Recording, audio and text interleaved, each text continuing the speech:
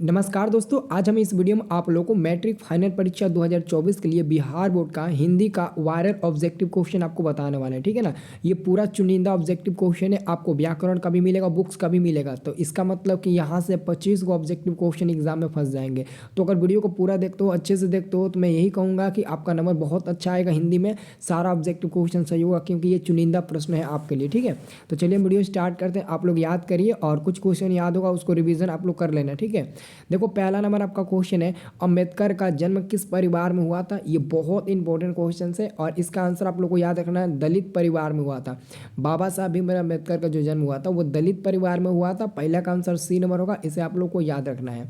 अगला आपका क्वेश्चन दूसरा नंबर है कि डॉक्टर भीमराव अंबेडकर का जन्म कब हुआ था। तो बाबा साहब भीमराव अंबेडकर का जन्म 14 अप्रैल 1891 ईस्वी में महू मध्य प्रदेश में इनका जन्म हुआ था। दूसरा का आंसर मिल जाएगा आपका डी नंबर, इसे आप लोगों को याद रखना है। अगला आप लोगों का क्वेश्चन है तीसरा नंबर क्वेश्चन है कि 20 के दांत शीर्षक पाठ साहित्य की कौन सी विद्या के अंतर्गत आता है। देखो क्वेश्चन आपका सेम रहता है, बस इसको घुमा फिरा देता है। डायरेक्ट अगर क्वेश्चन पूछ दिया कि 20 के दांत को 20 की दांत जो पाठ है वो किस विद्या की है, तो आप लोगों को क्या बताना है। 20 का जो दांत है ना वो आपका क्या है, तो कहानी है। याद रखना है, कहानी आपका है। ऑप्शन नंबर ए आपका सही उत्तर मिल जाएगा, याद रखना है। ठीक है, अगर ये वीडियो आपको पसंद आता है ना तो आप लाइक करके कमेंट एक जरूर करना, ताकि मैं आपको दूसरे सब्जेक्ट का इंपॉर्टेंट क्वेश्चन बता सकूं। ठीक है, चौथा नंबर अब आपका क्वेश्चन है कि महल और झोपड़ी वालों की लड़ाई में अक्सर ही जीतते हैं। मतलब कि जब महल और झोपड़ी की लड़ाई होती है तो अक्सर कौन जीतते हैं, तो महल वाले ही ना जीतेंगे, क्योंकि वो बलवान होते हैं। ठीक है, वो सबसे मतलब कि बलवान होते हैं। तो आंसर आपका मिल जाएगा 4 का ए नंबर, इसे आप लोग को याद रखना है। 5 नंबर आपका क्वेश्चन है, सब पुराने अच्छे नहीं होते हैं और सब खराब नए नहीं होते हैं। ये किसने कहा था। सब पुराने अच्छे नहीं होते, सब नए खराब नहीं होते, ये किसने कहा था, तो स्वामी विवेकानंद ने कहा था। आंसर आपका 5 का क्या होगा, नहीं कालिदास ने कहा था ना। आंसर आपका मिल जाएगा 5 का डी नंबर मिल जाएगा, कालिदास ने कहा था। स्वामी विवेकानंद नहीं होगा, कालिदास होगा। डी नंबर वाला आप लोग का आंसर होगा। 5 का क्या होगा, डी नंबर होगा, इसे याद रखना है। ये बहुत इंपॉर्टेंट क्वेश्चन है 5 नंबर। अगला क्वेश्चन है स्वामी विवेकानंद को वेदांतियों का भी वेदांती किसने कहा था, तो मैक्स मुलर ने कहा था। छठा का आंसर मिल जाएगा आपका सी नंबर, मैक्स मुलर ने कहा था। और याद रखें, जो मैक्स मुलर जी है ना, इनका जन्म जर्मनी में हुआ था। मैक्स मुलर जी का जन्म जर्मनी में हुआ था। और मैक्स मुलर के द्वारा लिखित जो पाठ है वह क्या है, तो भारत से हम क्या सीखे। और भारत से हम क्या सीखे जो आपका पाठ ना वो आपका भाषण है। अगर पूछेगा भारत से हम क्या सीखे पाठ की विद्या है, तो आप लोग भाषण बता देना, क्योंकि ये सब क्वेश्चन ही आपके एग्जाम में आते हैं। अगर यहाँ से मेरा हर एक वीडियो देख लेते हो ना, तो मैं आपको गारंटी देता हूँ आप एग्जाम में कभी ना 450 से नीचे आपका नंबर नहीं आएगा, बहुत अच्छा नंबर आएगा।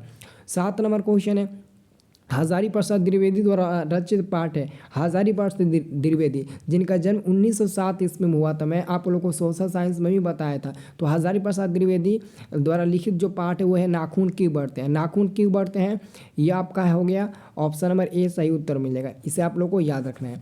अगला मैं क्वेश्चन की बात करूँ 8 नंबर, ये क्वेश्चन है ललित निबंध है। ललित निबंध बाबू जो नाखून बढ़ता है, नाखून क्यों बढ़ता है, जो आपका पाठ है ना वही आपका ललित निबंध है। लेकिन निबंधों में ललित निबंध होता है। ओके, तो आंसर आपका मिल जाएगा 8 का बी नंबर, इसे आप लोगों को याद रखना है।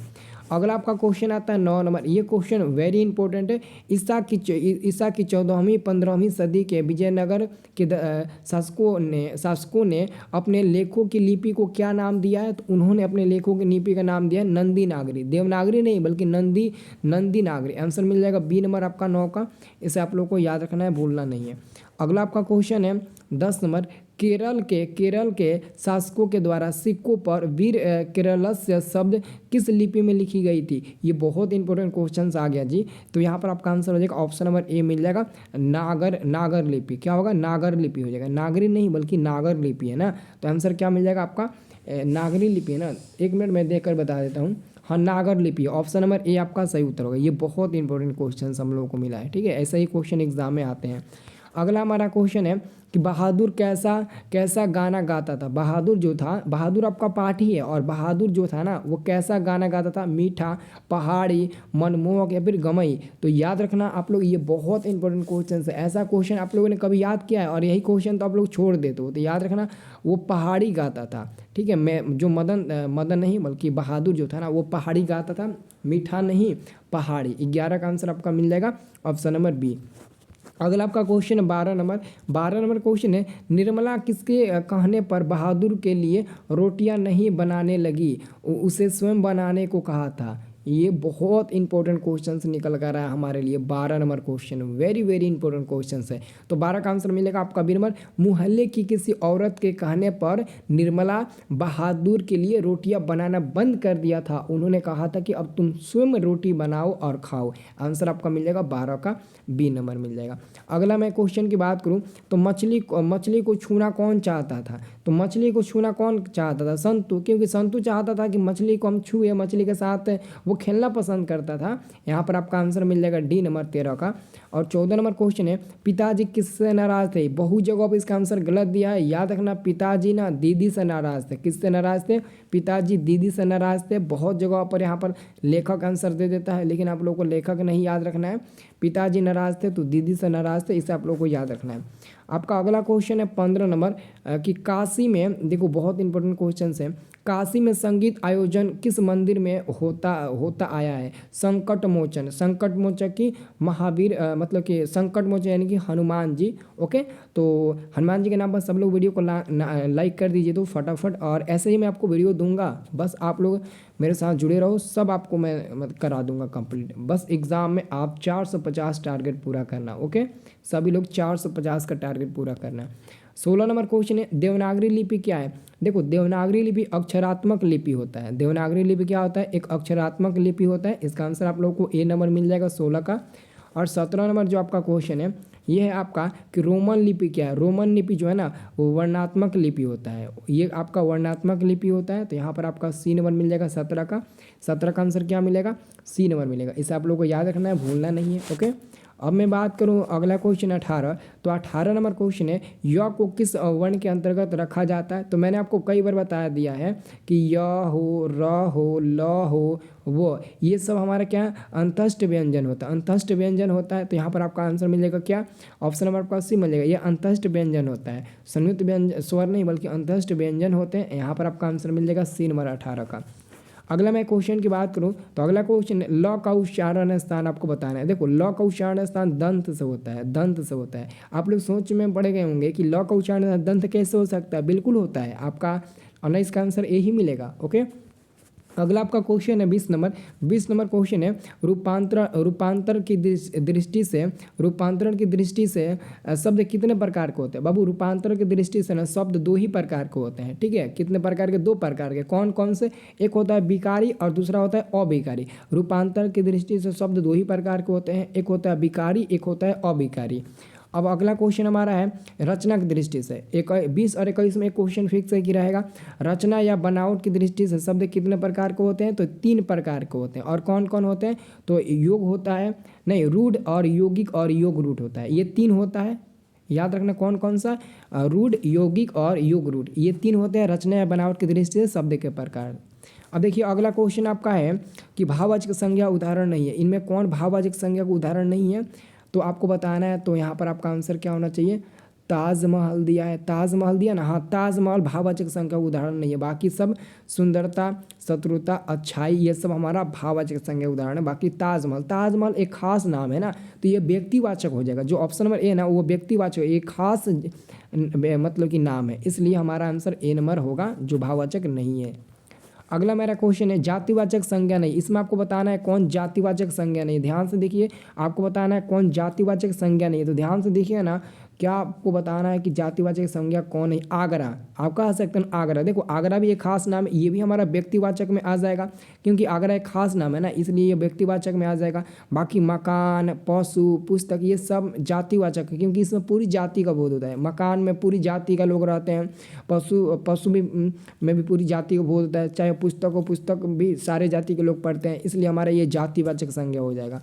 अगला हमारा क्वेश्चन है वृक्ष से पत्ते गिरते हैं इस वाक्य में से किस कारक उदाहरण है। देखो यहाँ पर हमारा आंसर होगा अपादान। अपादान में देखो ऑलरेडी दो जगह से का प्रयोग होता है, जैसे कर्ता ने कर्म को करण से, तो करण से भी होता है, लेकिन यहाँ पर हमारा वृक्ष से पत्ते गिरते हैं, यानी कि जो हमारा पेड़ होता है ना, पेड़ पर से पत्ता अगर गिरेगा तो हमेशा के लिए गिरेगा। ये नहीं कि गिर गया फिर वही पत्ता जाकर ऊपर मतलब कि अड़ जाएगा, नहीं, मतलब कि वो एक बार गिरा तो दोबारा ऊपर नहीं जा पाएगा, वो हमेशा के लिए जुदाई हो चुका है, इसलिए अपादान से जुदाई आपका सी नंबर आंसर मिलेगा। इस सबको याद रखना, यही सब तो क्वेश्चन आते हैं ना। अगला 25 नंबर क्वेश्चन है, निम्नलिखित में सर्वनाम है, आपको इसमें सर्वनाम बताना है, तो ऑप्शन नंबर सी हो जाएगा। मैं जो है ना वो आपका सर्वनाम है। मैं क्या है, तो मैं आपका सर्वनाम है। अगला हमारा क्वेश्चन है कि अगला हमारा क्वेश्चन है 26 नंबर कि पुरुषवाचक सर्वनाम नहीं है। इसमें बताना है कौन पुरुषवाचक सर्वनाम नहीं है। नहीं है कह रहा है, ध्यान से पढ़ना, नहीं का प्रयोग किया गया है। आप लोग थोड़ा सा कंफ्यूज हो जाते हो, नहीं पढ़ते ही नहीं हो। ऑप्शन में आपको मतलब कि ये आपका पुरुषवाचक सर्वनाम है, पक्का है ना। आपको मैं कहूँगा तो ये भी है, उनको वो भी है, जिनको में मतलब कि बहुत मतलब कि लड़का लड़की सबको आ जाएंगे ना, तो जिनको नहीं होगा। बाकी हमको यानी कि हमको मतलब कि हम पुरुष है तो हमको, उनको यानी कि वो भी पुरुष हैं। अगर कहेंगे हम कहेंगे उनकी तो उसमें डाउट होगा, अगर कहेंगे आपकी तभी डाउट होगा, लेकिन आपको कहा गया है तो इसमें कोई डाउट नहीं है। ये और ये पुरुषवाचक है, लेकिन सी नंबर वाला पुरुषवाचक नहीं है। आंसर हमारा 26 का सी नंबर मिल जाएगा। 27 नंबर क्वेश्चन है आपका 27 में, संस्कृति का विशेषण क्या होगा। जैसे आप लोग मित्र का बता देते हो, मित्रता का बता देते हो, सॉरी मित्र का मित्रता, किताब का किताबी, वैसे आपको संस्कृत का विशेषण बताना है तो संस्कृति हो जाए ना। संस्कृति ऑप्शन नंबर सी होगा ना। देखिए तो क्या आंसर होगा, ऑप्शन नंबर सी होगा ना। नहीं सी नहीं होगा, संस्कृति है ना, संस्कृति। हाँ यहाँ पर ध्यान रखना, संस्कृति होगा, यहाँ पर सा रहेगा, संस्कृति। इसी में डाउट होगा, देख लो सब जगह दिया है संस्कृति, सांस्कृतिक दिया है तो सांस्कृतिक होगा, क होगा, मैंने क छोड़ दिया था। डी नंबर वाला आंसर होगा, ध्यान से देखा ना, डी ही नंबर पर टिक लगाना। देखो ऑप्शन नंबर सी पर बहुत लोग टिक लगाएंगे, लेकिन आप लोग सी नंबर पर नहीं बल्कि डी नंबर पर टिक लगाना, संस्कृति पर टिक लगाना, क्योंकि आप उसका विशेषण बना रहे हो ना।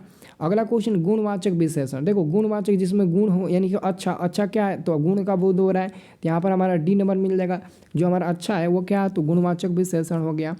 अगला हमारा क्वेश्चन है 29 नंबर कि भाव सूचक क्रिया के कितने भेद होते हैं। भाव क्रिया सूचक के 5 भेद होते हैं। कितने होते हैं, ओनली 5 होते हैं। इसे याद रखना है आप लोगों को, ये नया आप लोग के लिए क्वेश्चन लग रहा होगा। 29 का आपका बी नंबर मिल जाएगा। 30 नंबर क्वेश्चन है, कार्य के आधार पर क्रिया के कितने भेद होते हैं। कार्य के आधार पर अगर मैं बात करूँ क्रिया कितने दो भेद होते हैं, तो मात्र 2 ही भेद होते हैं ना। कितने भेद होते हैं, 2 भेद होते हैं।